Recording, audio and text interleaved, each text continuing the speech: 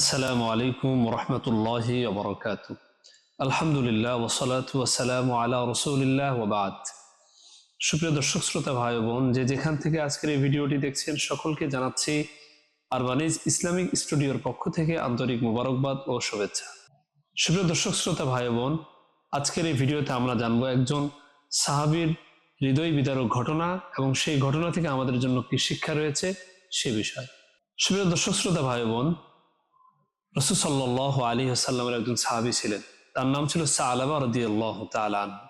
তিনি রাসূল সাল্লাল্লাহু আলাইহি ওয়াসাল্লামের সাথেই থাকতেন এবং রাসূলের বিভিন্ন কথাবার্তা তিনি বিভিন্ন স্থানে পৌঁছে দিতেন, এখানে ওখানে যাতায়াত করতেন। তো একদা তিনি মদিনার পথ ধরে যাচ্ছিলেন, যেতে যেতে তার চোখ এক বাড়ির দরজার দিকে পড়ে। তো দরজার ফাঁক দিয়ে সে একজন মহিলার গোসলের দৃশ্য দেখতে পায়। এটি দেখতে পাওয়ার পর তার নিজের মধ্যে অনেক অপরাধবোধ কাজ করে, যার কারণে সে অনেক চিন্তিত হয়ে গেলেন এবং নিজেকে তার অনেক অসহায় মনে হলো। নিজের ভিতরে অনেক তার কুড়ে কুড়ে খাচ্ছিল, সে নিজেকে অনেক অপরাধী মনে করছিল এবং সে ভয়ে আতঙ্কিত হয়ে গেল। এরপরে তিনি আর রাসূল সাল্লাল্লাহু আলাইহি সাল্লামের কাছে ফিরে যাননি। সেখান থেকেই তিনি রওনা করে এক পর্বতময় এলাকায় চলে যান। এদিকে রাসূল সাল্লাল্লাহু আলাইহি ওয়াসাল্লাম অনেক দিন যাবৎ সাহাবাকে দেখেন না। সাহাবা ইকরামকে জিজ্ঞেস করলেন, তোমরা কি কেউ জানো সাহাবা কোথায় গিয়েছে? কোনো সাহাবী উত্তর দিতে পারলেন না। রাসূল সাল্লাল্লাহু আলাইহি ওয়াসাল্লাম উমর রাদিয়াল্লাহু তাআলা আনহু এবং সালমান ফারসি রাদিয়াল্লাহু তাআলা আনহুকে তার খোঁজ করার জন্য পাঠিয়ে দিলেন। তারা মদিনার বিভিন্ন অঞ্চলে খুঁজলেন, আশেপাশে সব খোঁজার পরেও সালাবার কোনো খোঁজ তারা পেলেন না। একদা তারা মদিনার এবং মক্কার মধ্যবর্তী একটা পর্বতময় জায়গায় পৌঁছলেন।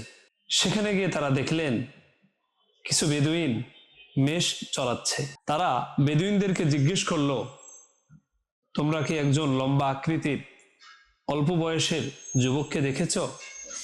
তারা বললেন, আপনারা কি সেই যুবকের কথা বলছেন যে প্রতিদিন এই পাহাড়ের নিচে নেমে আসে এবং ক্রন্দন করতে করতে করতে আবার পাহাড়ের উপরে উঠে যায়? হযরত ওমর রাদিয়াল্লাহু তাআলা আনহু এবং সালমান ফারসি রাদিয়াল্লাহু তাআলা আনহু বুঝে ফেললেন যে এটাই সালাবা হবে। তারা ভাবলেন, আমরা যদি হঠাৎ করে তার কাছে উপস্থিত হই তাহলে সে ঘাবড়ে যাবে।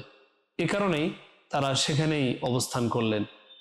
পরের দিন যখন সালাবা রাদিয়াল্লাহু তাআলা আনহু নিচে আসলেন, তাকে তারা জিজ্ঞেস করলেন যে, সালাবা, তুমি কেন এখানে এসে কান্নাকাটি করছো? তিনি বললেন, আমার অনেক ভয় হচ্ছে, আমি এক অপরাধের মধ্যে লিপ্ত হয়েছি। আমার ভয় হচ্ছে আল্লাহ তাআলা হয়তো মুনাফিকের ব্যাপারে কোনো সূরা নাজিল করেছে অথবা রাসূলকে আমার ব্যাপারে জানিয়ে দিয়েছে। কারণ আমার কাছে এত খারাপ লাগছে যে আমি রাসূলের একজন বার্তাবাহক, আমার দ্বারা যদি অন্যায় কাজ হয়ে যায় তাহলে আমি রাসূলকে কিভাবে মুখ দেখাবো? তিনি বারবার এই আশঙ্কা করছিলেন। ওমর রাদিয়াল্লাহু তাআলা আনহু এবং সালমান ফারসি রাদিয়াল্লাহু তাআলা আনহু তাকে সান্ত্বনা দিয়ে বললেন যে, না, এমন কোনো আয়াত, এমন কোনো সূরা নাজিল হয়নি, তুমি চলো আমাদের সঙ্গে। তারা তাকে সাথে করে নিয়ে রাসূল সাল্লাল্লাহু আলাইহি সাল্লামের দরবারে উপস্থিত হলেন। রাসূল সাল্লাল্লাহু আলাইহি ওয়াসাল্লাম তাকে বললেন যে, সালাবা, তুমি কেন এতদিন অনুপস্থিত ছিলে? সালাবা রাদিয়াল্লাহু তাআলা আনহু ঘটনা পরিপূর্ণ রাসূলের সামনে পেশ করলেন। রাসূল বললেন, তুমি ভয় পেও না, এ ব্যাপারে কোনো আয়াত নাজিল হয় নাই, তোমার মুনাফিকের ব্যাপারে কোনো আয়াত নাজিল হয় নাই, তুমি আল্লাহ তাআলার নিকট ক্ষমা প্রার্থনা করো, আল্লাহ তোমাকে মাফ করে দিবে। রাসূল সাল্লাল্লাহু আলাইহি সাল্লাম সালাবা রাদিয়াল্লাহু তাআলা আনহুকে নিজের পায়ের উপরে শোয়ায় নিলেন। রাসূল সাল্লাল্লাহু আলাইহি সাল্লামের পা মোবারকে সালাবা রাদিয়াল্লাহু তাআলা আনহু মাথা রাখলেন। একটু পরে সালাবা রাদিয়াল্লাহু তাআলা আনহু বললেন যে, ইয়া রাসূলুল্লাহ, আমার মনে হচ্ছে আমার হাড্ডি আর মাংসর মাঝখানে কোনো পিঁপড়া দৌড়াদৌড়ি করছে। রাসূল বললেন, এটি হচ্ছে তোমার মৃত্যুর আলামত, তোমার অল্প সময়ের মধ্যে মৃত্যু হয়ে যাবে, তুমি খুব দ্রুত শাহাদা পাঠ করো।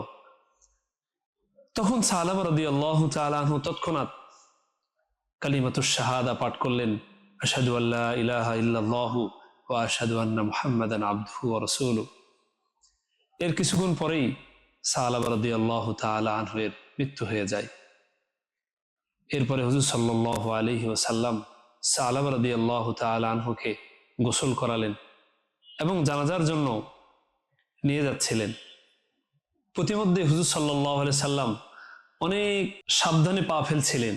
তো ওমর রাদিয়াল্লাহু তাআলা আনহু বললেন, ইয়া রাসূলুল্লাহ, আপনি কেন এইভাবে পা ফেলছেন? আশেপাশে তো অনেক জায়গা রয়েছে। তো রাসূল সাল্লাল্লাহু আলাইহি সাল্লাম বললেন, সালাবার জানাজায় এত পরিমাণে ফেরেশতা এসেছে যে আমার পা ফেলতেও কষ্ট হচ্ছে। আল্লাহু আকবার, সুবহানাল্লাহ। এই ছিল আমাদের সাহাবা ইকরামদের অনুশোচনা। এই ছিল তাদের গুনাহ করার পরে নিজেদের মধ্যে হাহাকার, অপরাধবোধ। তারা ছোট্ট একটা সামান্য গুনাহ করেছে, তাও সে গুনাহটা যে নিজের ইচ্ছাই করেছে এমনও না, হঠাৎ করে তার চোখ পড়ে গেছে। এরপরেও তারা এত পরিমাণে নিজেদেরকে অপরাধী মনে করতেন, নিজেদেরকে অনেক বড় গুনাহগার মনে করতেন। এই কারণেই তারা আমাদের নিকট এক একটা উজ্জ্বল তারকার নেই। রাসূল বলেছেন, আসহাবি কান নুজুম, আমার সাহাবীরা হলো তারকার মতো। সুপ্রিয় দর্শক শ্রোতা ভাই বোন, এই ঘটনা থেকে আমাদের জন্য অনেক শিক্ষা রয়েছে। আমরা যেভাবে নিজ ইচ্ছায় এখন গুনাহ করি, আল্লাহ আমাদেরকে হেফাজত করুক। তারা তো ইচ্ছাকৃত না, অনিচ্ছায় তার চোখ পড়েছিল, তারপরও সে নিজের মধ্যে এত অপরাধবোধ মনে করতেছিল। আল্লাহ পাক আমাদের সকলকেই এই সাহাবার ঘটনা থেকে শিক্ষা গ্রহণ করার তৌফিক দান করেন এবং সকল প্রকার গুনাহ থেকে বেঁচে থাকার তৌফিক দান করেন, চোখের হেফাজত করার তৌফিক দান করেন। মূলত চোখের মাধ্যমেই মানুষের গুনাহের সৃষ্টি হয়, গুনাহ করা আগ্রহ বাড়ে। চোখ থেকে দিল, দিল থেকে এরপরে তার খারাপ চাহিদা, কামভাব বৃদ্ধি হতে থাকে। এজন্য আমাদের সকলের উচিত হলো চোখকে হেফাজত করা। আল্লাহ তাআলা মহিলা পুরুষ সকলের জন্য চোখের হেফাজতের কথা পবিত্র কুরআনুল কারীমের মধ্যে বলেছেন। আল্লাহ পাক আমাদের সকলকে আমল করার তৌফিক দান করেন। ওয়া আখিরু দাওয়ানা আনিল হামদুলিল্লাহি রাব্বিল আলামিন। ওয়াসসালামু আলাইকুম ওয়া রাহমাতুল্লাহি ওয়া বারাকাতুহু।